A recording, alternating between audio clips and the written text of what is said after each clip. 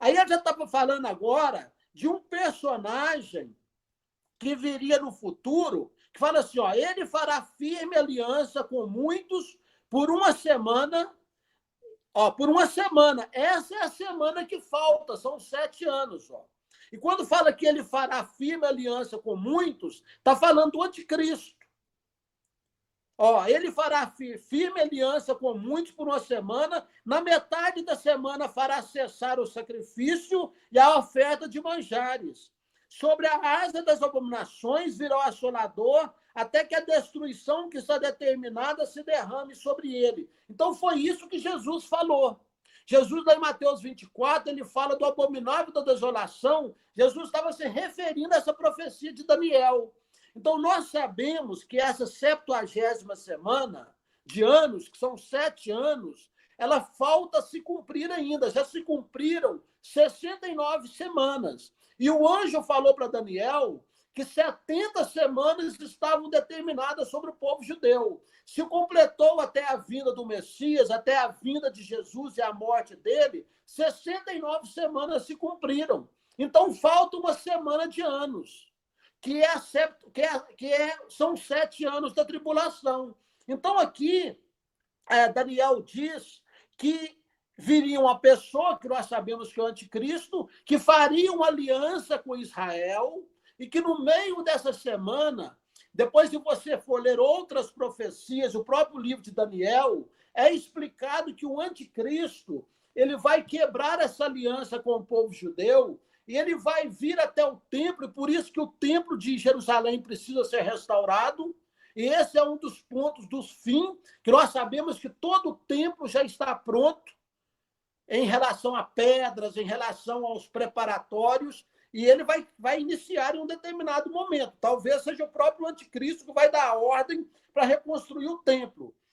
O certo é que quando acontecer a tribulação, na metade da tribulação, o templo já tem que estar sido reconstruído, porque nós sabemos que ele foi destruído no ano 70. Ele precisa ser reconstruído, por quê? Porque o anticristo vai se assentar nele como se fosse o próprio Deus, e ele vai agir como se fosse o abominável da desolação. Por quê? Porque provavelmente o anticristo vai se assentar no templo, usurpando o papel de Deus, e vai cumprir isso aqui que Jesus falou e que Daniel falou. Ele vai ser o abominável da desolação, ou seja, para o povo judeu vai ser uma desolação, algo abominável que vai acontecer. Porque, na realidade, se você ler Daniel em capítulos anteriores, Daniel começa a profetizar sobre reinos que viriam, e ele fala de um príncipe também que veio no passado, que foi um príncipe sírio chamado Antíoco Epifânio, que ele já veio do templo de Jerusalém no passado, na época dos Macabeus, e sacrificou uma porca no templo.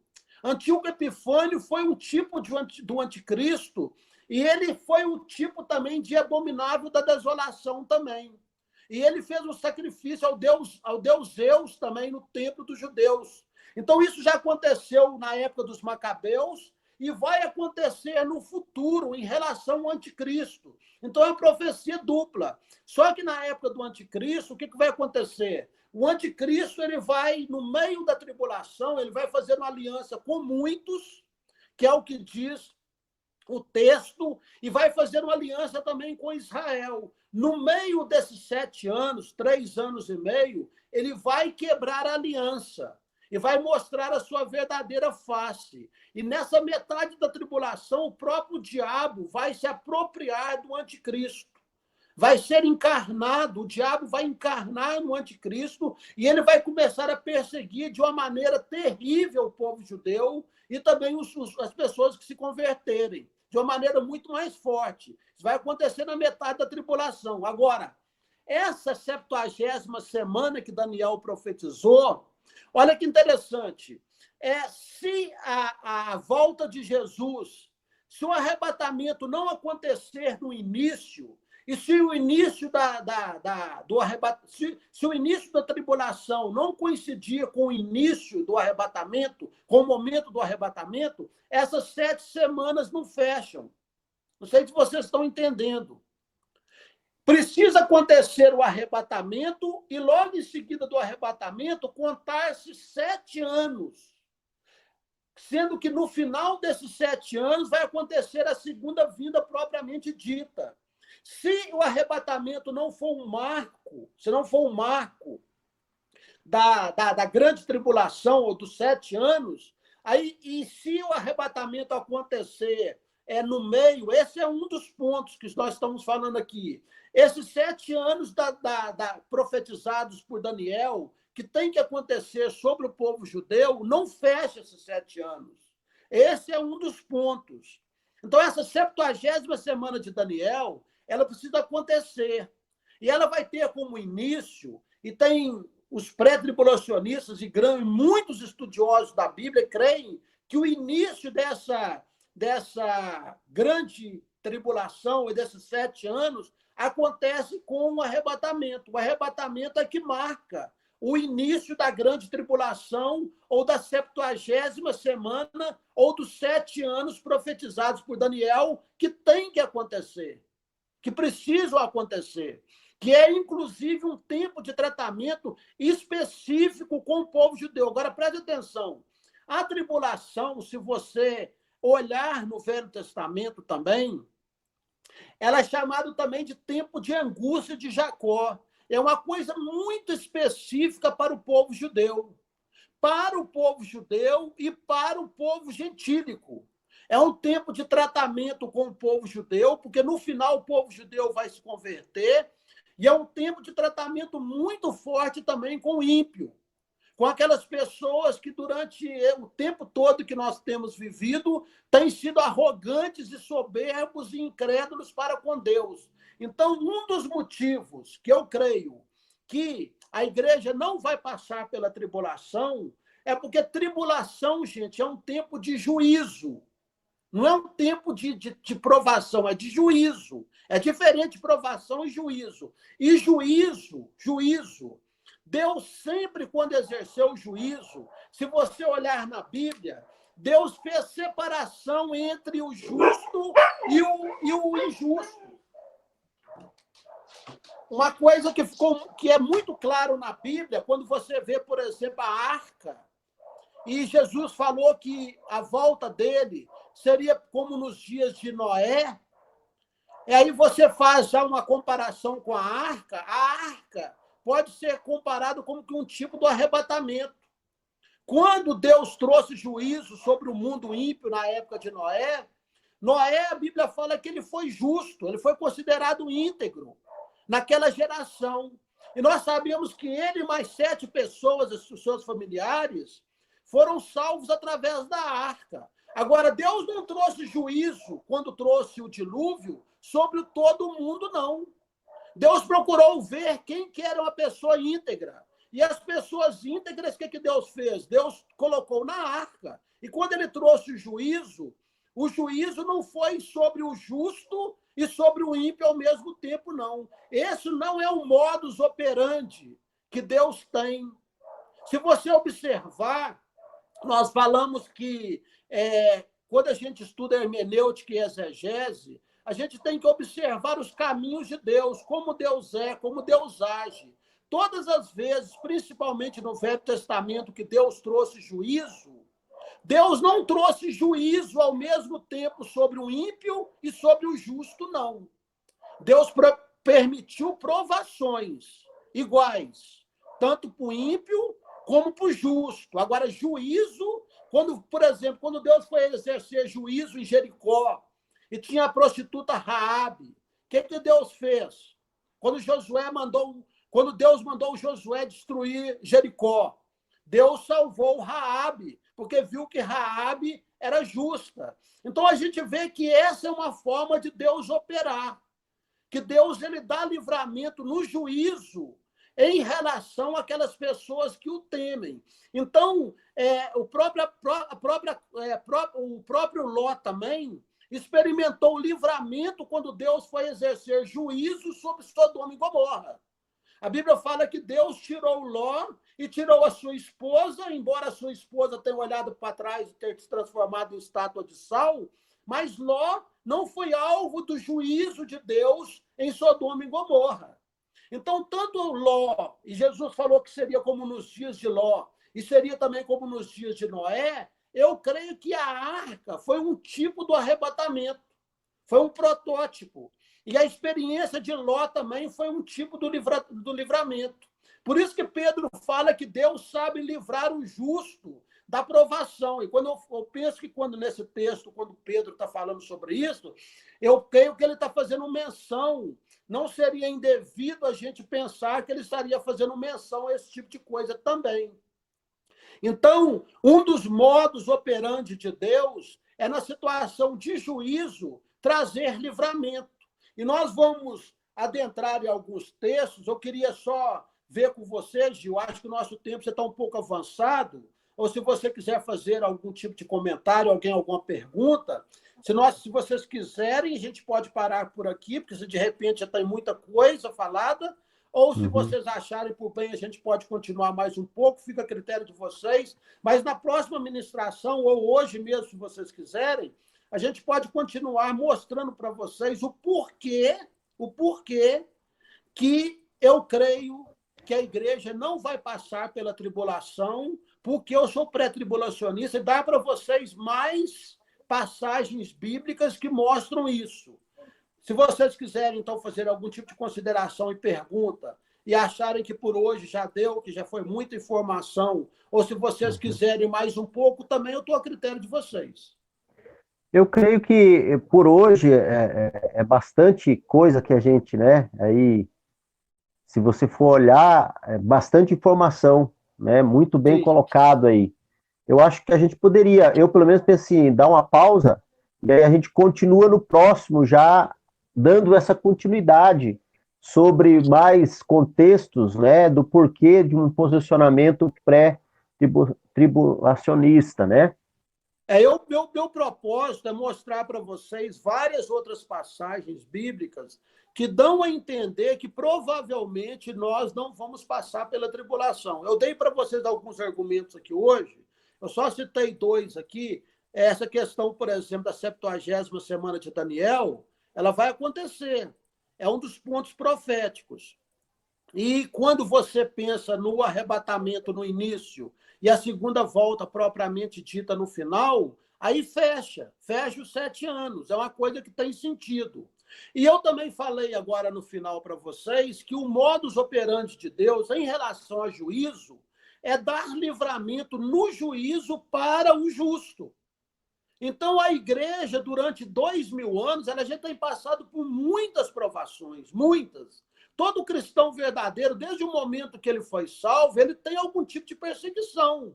Seja uma perseguição de morte, como acontece nos países onde o cristianismo é perseguido, ou seja, de uma menor monta, como existe no Brasil, mas sempre existe algum tipo de perseguição. Então, a igreja, de uma certa forma, ela já tem passado por muita provação.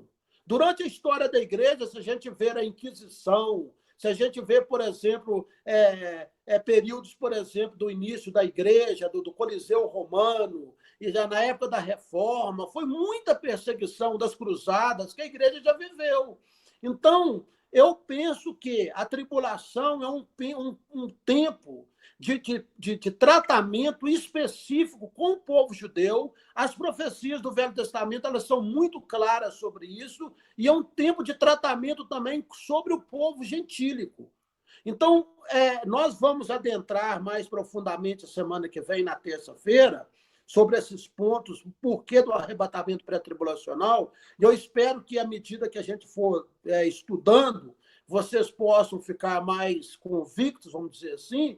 E também é lógico que isso aqui, a gente não está aqui com o intuito de fechar a questão, mas eu penso que é o que mais se aproxima da palavra de Deus. Então, o Edson levantou a mão, não sei se ele quer fazer alguma pergunta ou consideração. Seu microfone, Edson. Estava aqui pensando em Daniel, ele fala no versículo 26, ele fala de 62 semanas, depois mais 7 semanas. Então, ele fala que do tempo, da ordem de reconstrução até a vinda de Messias é 62 semanas. Depois, mais 7 da morte ou da ressurreição até a desolação da cidade e do templo. Se eu pegar 7 semanas aqui vezes 7, dá 49. Se eu pegar 49 anos, que seria 7 semanas, e calcular com a idade de Cristo, que basicamente é 33, eu tenho 82 anos.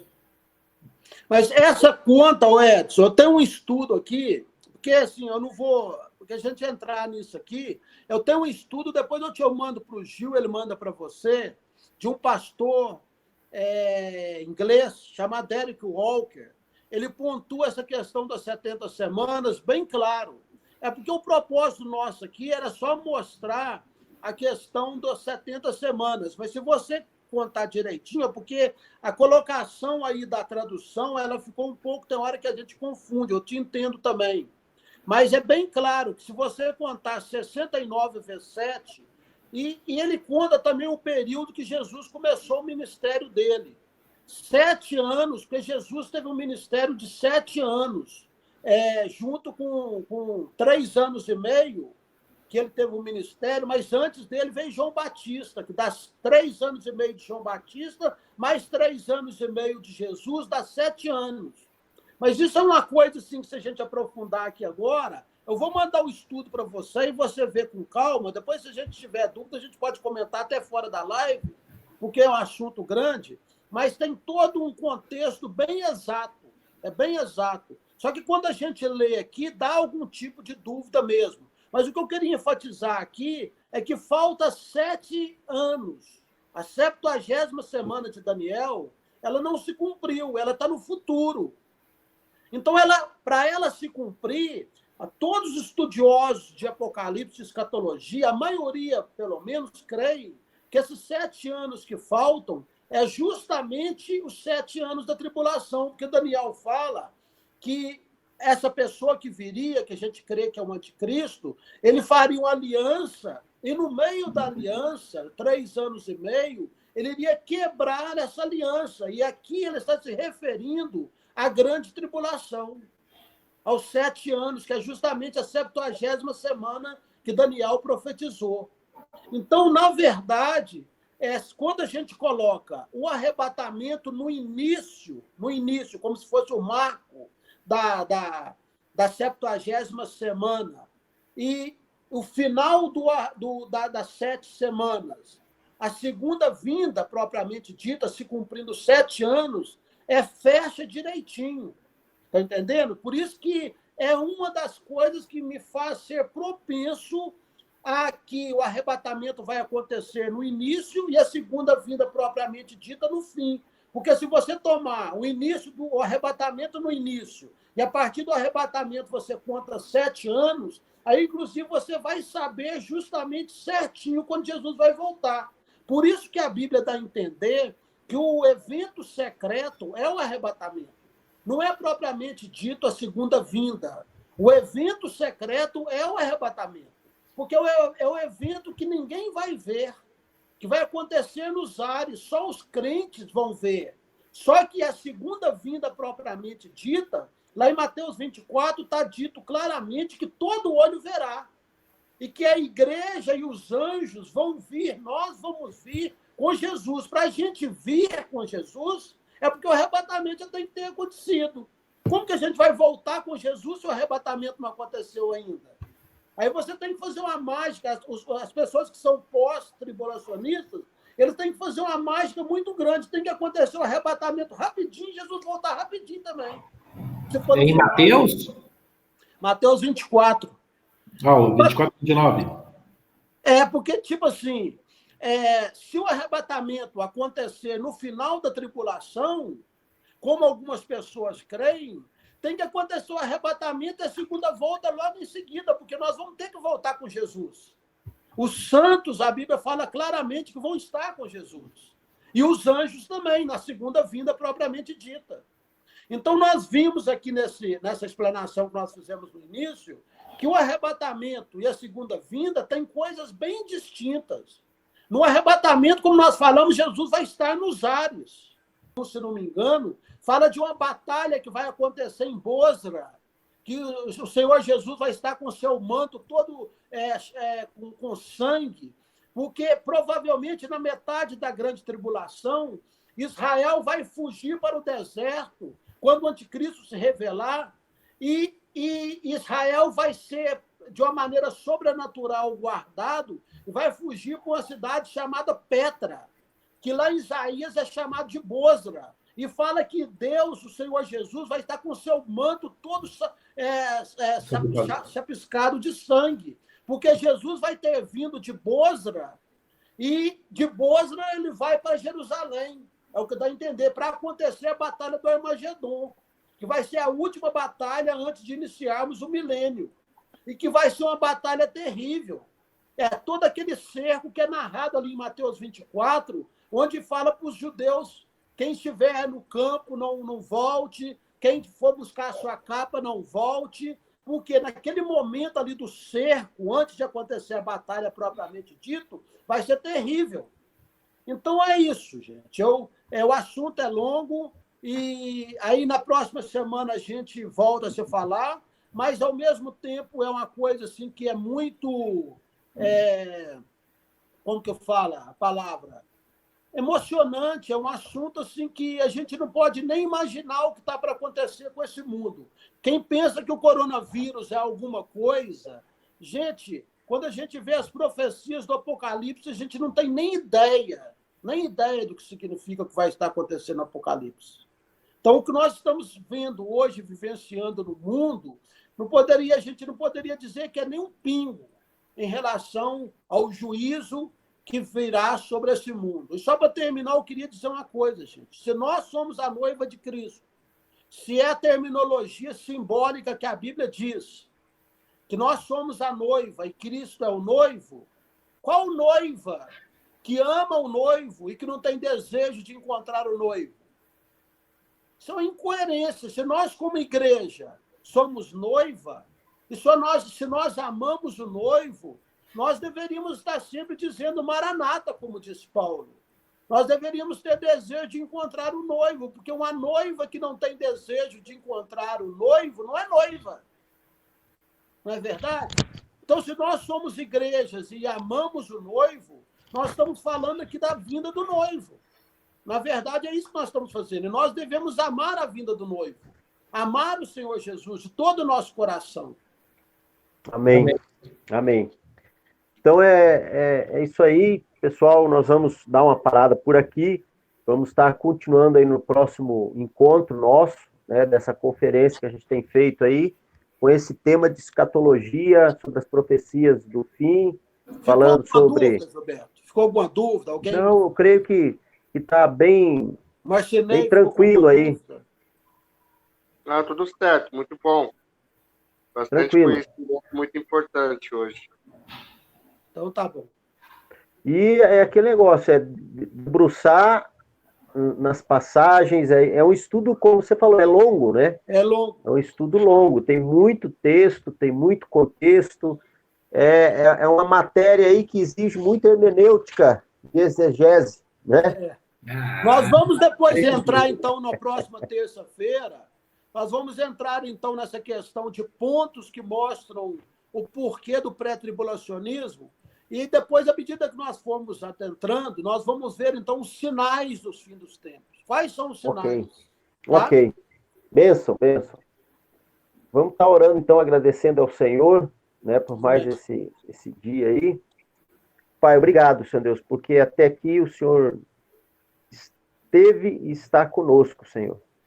Porque nós podemos perceber pela Tua palavra como que o Senhor deixou claro, Senhor Deus, que nós deveríamos esperar a Sua vinda, vigiar, orar, como fala ali no capítulo 24, várias recomendações do Senhor importantes sobre essas profecias do fim, e que nós possamos ser despertados, Pai, que a noiva seja despertada, para que possamos ser como aquelas virgens prudentes, Senhor Deus, que estejamos mesmo em sintonia com o Espírito Santo, e também representa ali como um óleo sobre as nossas lâmpadas, sobre as nossas vidas, para que essa chama não se apague, para que essa chama se mantenha sempre acesa, Senhor Deus, da vigilância, da paixão, do amor ao Senhor, ó Pai. Amém. Nós sabemos, Pai, que dias terríveis se seguirão, Pai, virão, porque as profecias se cumprirão, Pai, mas o Senhor tem derramado da tua graça, da tua misericórdia, para que aqueles que ouçam, como diz a tua palavra, aquele que ouça o que o Espírito tem dito, que haja mesmo quebrantamento, que haja mesmo arrependimento, que haja mesmo voltar as nossas atenções ao Senhor, que é o nosso Deus, o único e suficiente Salvador Jesus, o único Espírito Santo que pode nos convencer do pecado, da justiça e do juízo. Que o Senhor possa colocar esse sentimento, como a tua palavra fala, o mesmo sentimento que havia em Cristo, porque ele cumpria, ele vivia, ele desejava cumprir a vontade do Pai. Que nós também tenhamos esse mesmo desejo. Essa é a nossa oração. Nos guarda, nos ajuda, Pai, e nós te louvamos aí pela vida do pastor Fernando. Obrigado a todos que estarão aí conosco nesse vídeo. Deus te abençoe.